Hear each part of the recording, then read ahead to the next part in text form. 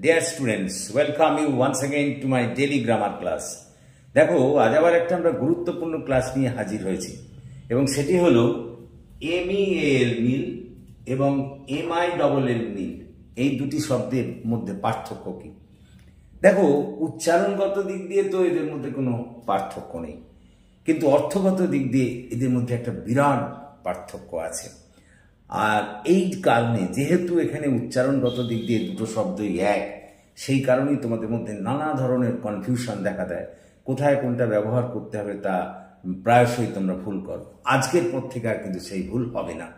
দেখো আমরা যখন বলি MEAL মিল, এটা একটা নাউন এবং এই মিল শব্দটার অর্থ হলো খাওয়ার সময়। যেমন মনে করো ব্রেকফাস্ট, লাঞ্চ, ডিনার, এই খাওয়ার সময়গুলোকে আমরা মিল বলতে পারি।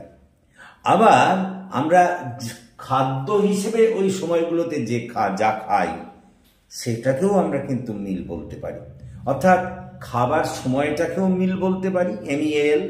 আবার যেটা আমি খাদ্য হিসেবে খাচ্ছি সেটাকেও কিন্তু মিল বলা যায়। যেমন আমি এখানে লিখেছি, দেখো he had a large mill for dinner, তার ওই রাতের জন্য একটা বড় মিল ছিল।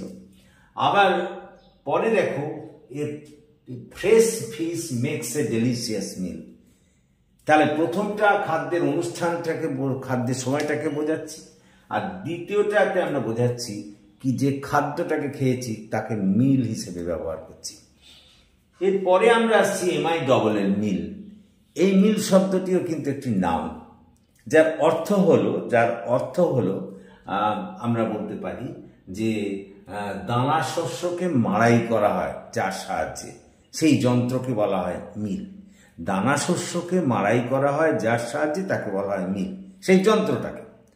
আবার ওই যন্ত্রকে যেখানে রাখা হয় সেই আশ্রয়স্থলটাকেও মিল বা আমরা কারখানা বলতে পারি।